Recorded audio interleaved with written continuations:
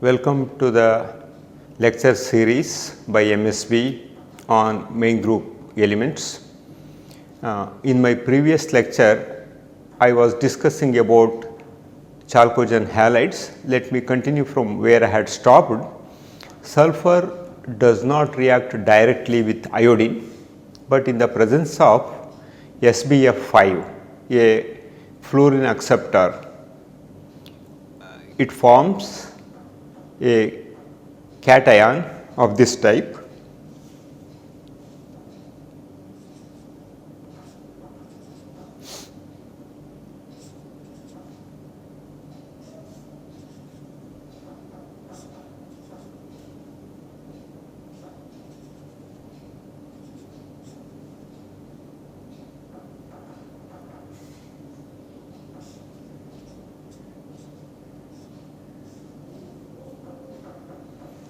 So, this one is cationic,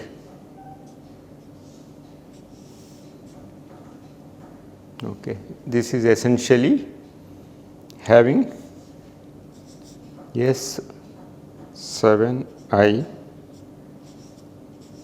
plus SbF6 minus. Saturated hydrocarbons are dehydrogenated when heated with sulfur, and further reaction with alkenes occurs. That means, when you do dehydrogenation of saturated hydrocarbons, alkenes are formed. These alkenes further react with sulfur, and application of this property comes in vulcanization of rubber, in which soft rubber is toughened by cross linking of the isoprene chains, making it suitable for use in, for example, tires. The reactions of sulfur with CO or cyanide yield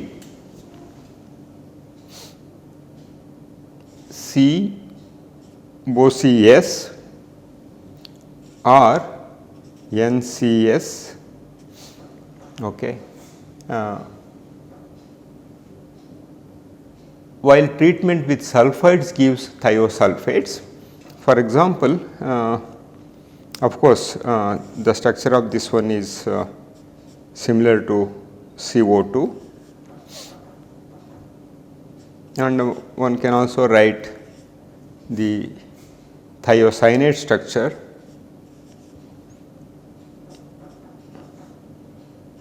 or one can also write another possible structure like this. This is thiocyanate, and sulfide gives thiosulfates. For example, Na2SO3 reacts with one equivalent of sulfur, so 1/8 of sulfur in aqueous medium at 373 Kelvin to give Na2S2O3. So, oxidation of S8 by ASF5 or SbF5 in liquid SO2 yields salts containing cations such as S42 plus, S82 plus, or even S192 plus. For example, in the reaction of S8 with ASF5 in liquid sulfur dioxide,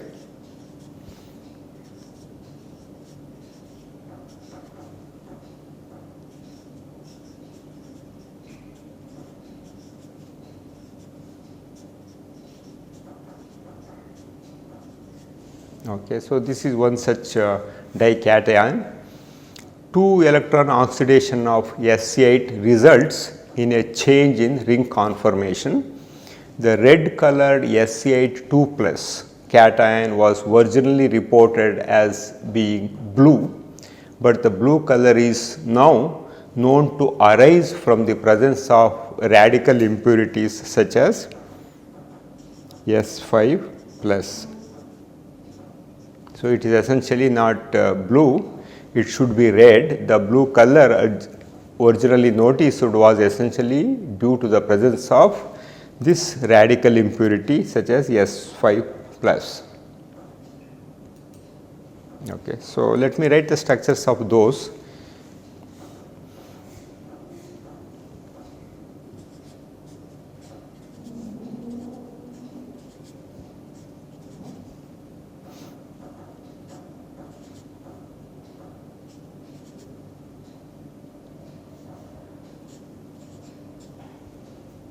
So, this is S8,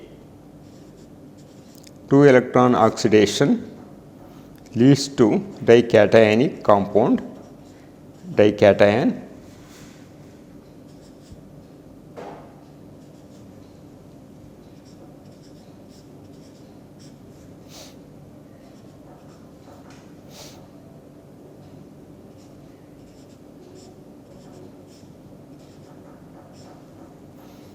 Here essentially one of the resonance structure if I write, so 2 sulfurs will have positive charge, and here it is very interesting to compare the bond parameters. This distance is 296 picometer,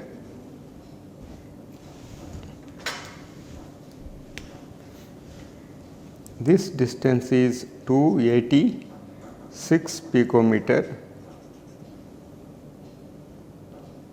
and this distance is 204 picometer, and this distance is 206 picometer.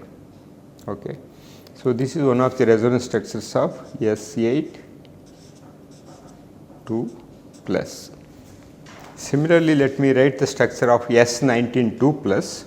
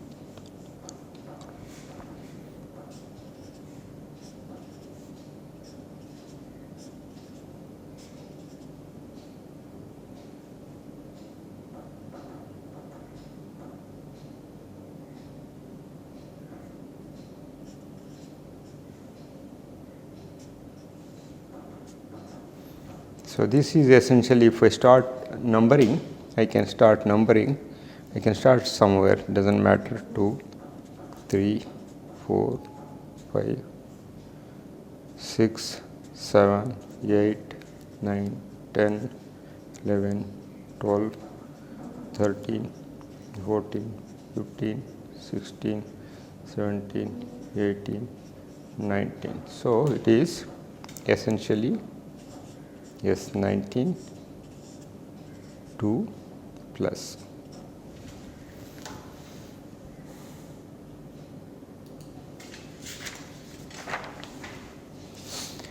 Selenium also possesses several allotropes.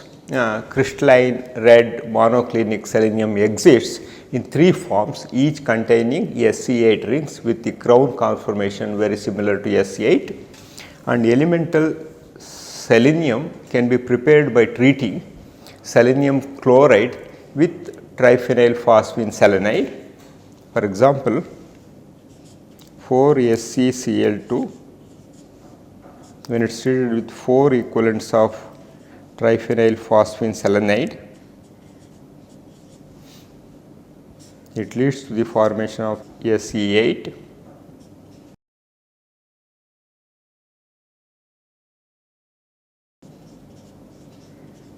Okay.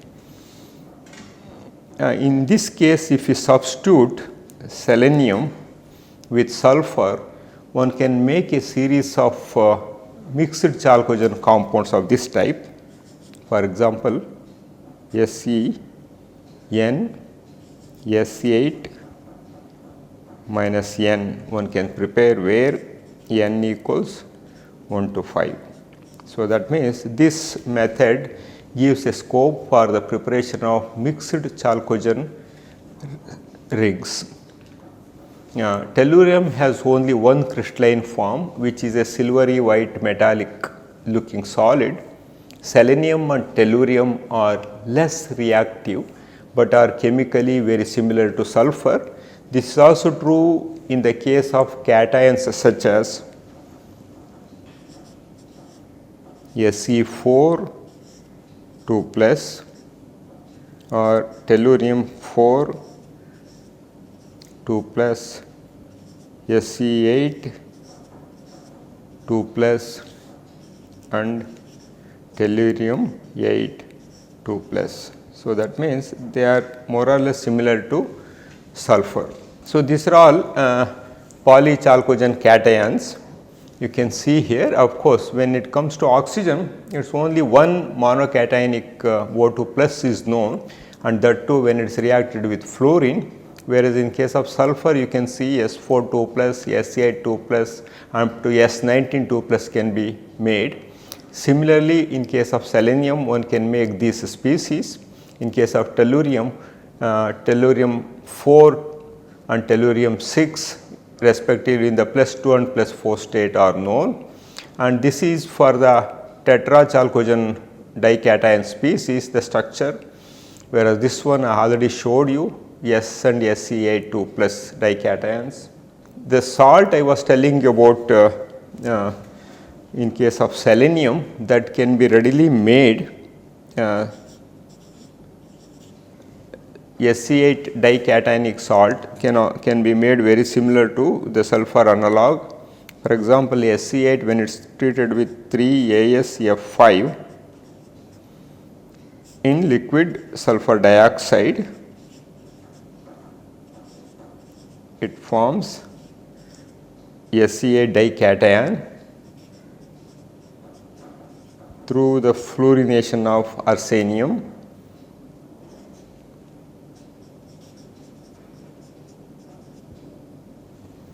Okay. So, the preparation of tellurium takes a slightly different method. Here in the preparation of tellurium analog, that is Te8 2 plus, recent methods use metal halides such as ReCl4 or WCl6 as oxidizing agents. Let me write one such reaction here. For example, rhenium tetrachloride when it is treated with tellurium in presence of tellurium tetrachloride, of course, this reaction has to be carried out in a sealed tube. It leads to the formation of Te8 dication. Okay. And preparation of Te6 4 plus involves the reaction of tellurium with arsenic pentafluoride, of course in presence of AsF3.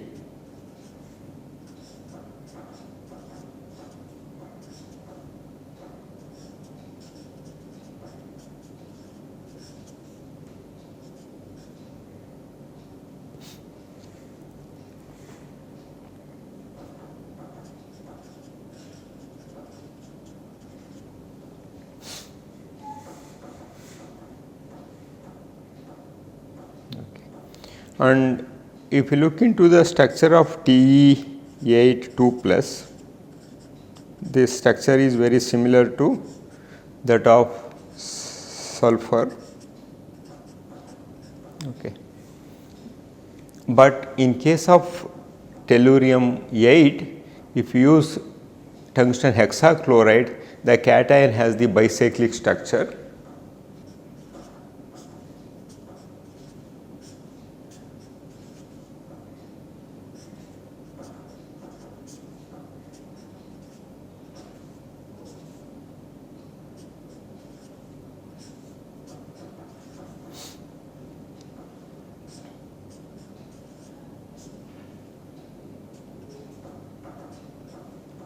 Okay, so this is Te8 2 plus, this is very similar to the sulfur and selenium analog, whereas in case of tellurium 6 4 plus, it has a trigonal prismatic structure.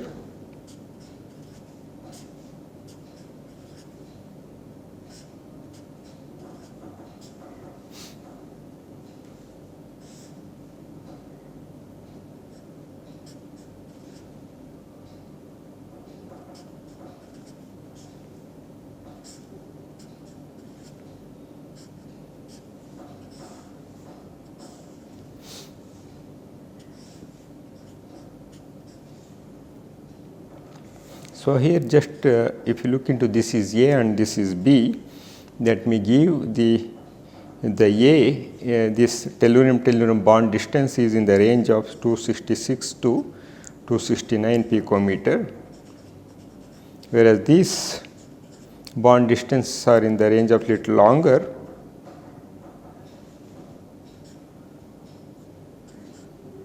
(306 to 315 picometer). So, this is your Te6 4 plus.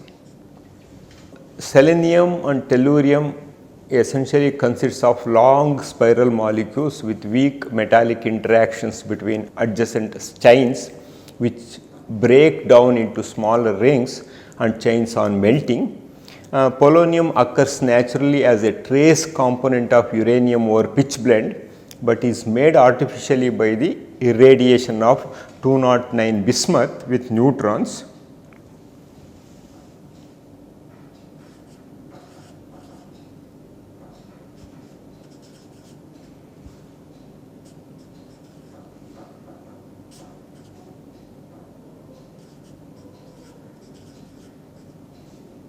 Which eventually it gives 210 bismuth, that eventually emits beta to give 209 polonium. So, this is the artificial method of preparation of polonium, isotope 209. Now, let us look into the hydrides of group 16 elements. The most important hydride of any element is that of oxygen, namely water or oxane. Water is the only group 16 hydride that is not at all poisonous. Its melting and boiling points are known, 0 degree centigrade and 100 degree centigrade respectively. Its melting and boiling points are very high compared to compounds of similar molecular mass and the analogous molecules in group 16. This is essentially because of the strong hydrogen bonding that we learned when we were discussing about the chemistry of hydrogen in my earlier lectures. Let me not go into the details. The high boiling point is due to extensive hydrogen bonding between hydrogen and highly electronegative oxygen. Oxygen also forms hydrogen peroxide, that is H2O2. A deuterium label in heavy water is indicated by writing 2H2 water, or simply, so this indicates it is heavy water or D2O, and similarly for other labeled compounds. Compounds in which hydrogen atoms have been replaced by D are used for a variety of purposes. Example as solvents in NMR spectroscopy. The difference in boiling points indicates that intermolecular hydrogen bonding is stronger in D2O than in H2O. Of course, the boiling point of D2O is 101 degree centigrade, whereas that of water is 100 degree centigrade. Only 1 degree difference is there. The major industrial use of D2O is as a moderator in nuclear reactors. Deuterium has a much lower cross section for neutron capture than hydrogen, and D2O is a suitable material for reducing the energies of fast neutrons produced in a typical nuclear fission reaction. So, I have listed some of the properties of water and heavy water here.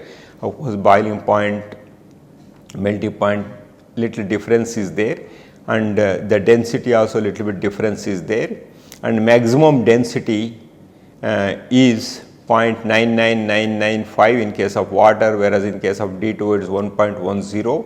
Relative permittivity also not much major difference is there. And hydrogen peroxide, about hydrogen peroxide also I had already discussed its method of preparation while discussing the chemistry of hydrogen. H2O2 is the most well known peroxide which adopts gauge structure both in the gas phase and in the solid state owing to the repulsion of the lone pairs on the oxygen atoms. Hydrogen peroxide undergoes self ionization to water, but to a greater extent when compared to that of water. For example, 2H2O2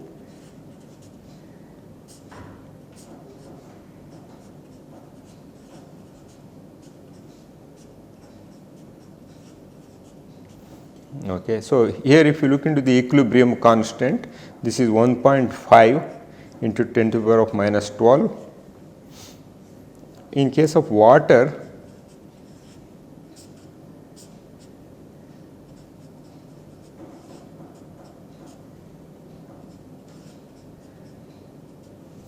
so in case of water equilibrium constant is 10 to the power of minus 14.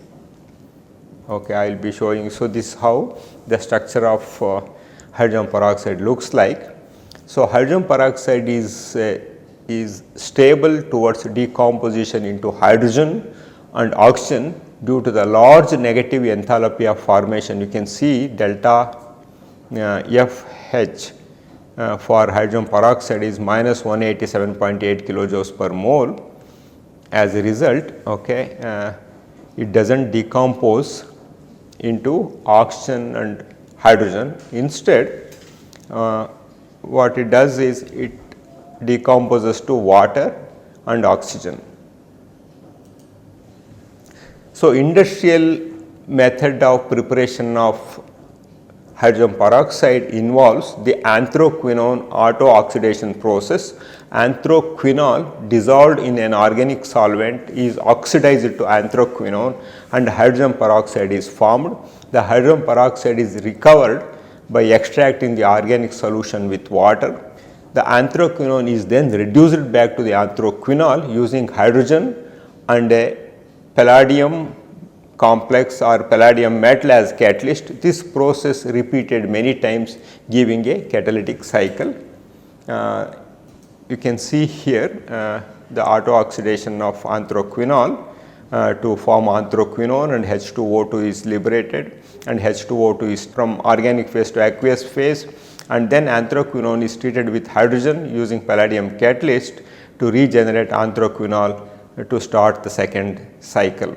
And in laboratory, small scale preparation of hydrogen peroxide involves the reaction of barium peroxide with sulfuric acid that leads to the formation of barium sulfate and H2O2. Hydrogen peroxide is a very powerful oxidizing agent. It oxidizes iodide to iodine, SO2 to H2SO4 in alkaline solution, and chromium 3 compounds to chromium 6 compounds.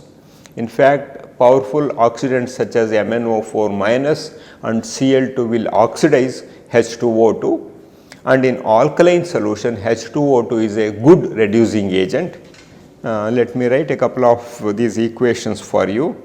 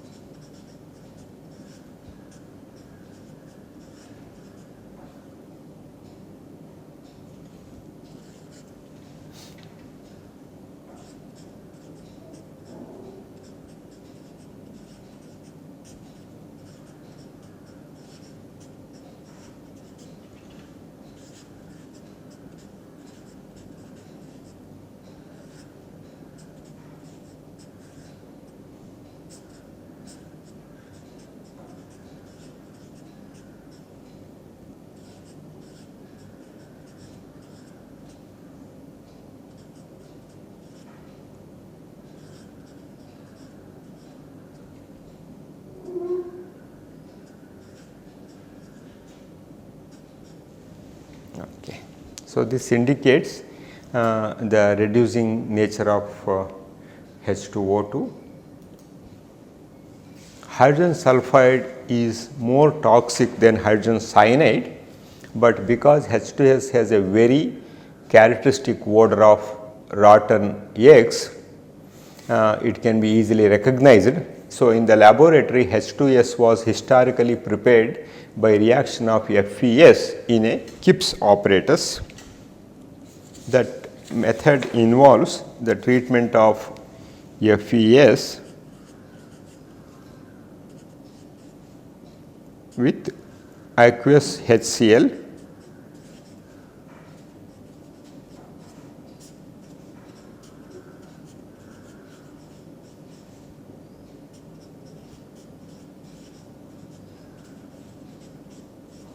Okay. Hydrolysis of calcium or barium sulfides also produces pure hydrogen sulfide. For example, if you take calcium sulfide and treat this one with water, it gives H2S and calcium hydroxide. In aqueous solution, the hydrides behave as weak acids. A qualitative test for H2S is its reaction with aqueous lead acetate forming block precipitate. That is essentially due to the formation of PBS. For example, H2S plus PB lead acetate gives lead sulfide plus acetic acid. So, this is block precipitate. Hydrogen selenide may be prepared by the reaction of Al2SE3, and a similar reaction can be used to make tellurium hydride as well. Let me give the preparation of hydrogen selenide or selenium hydride.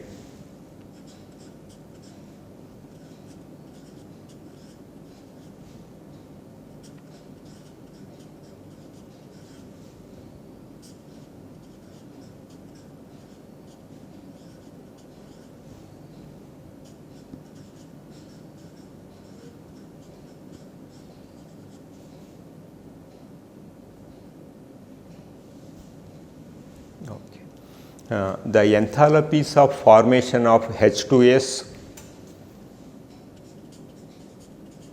H2SE and H2TE indicate that the sulfide can be prepared by direct combination of H2 and sulfur. It is more stable with respect to the decomposition into its elements than H2Se or H2 tellurium, that means selenium or tellurium hydrides. Let me stop at this stage. In my next lecture, I will be continuing the chemistry of group 16 elements. Until then, have a pleasant reading of inorganic chemistry. Thank you.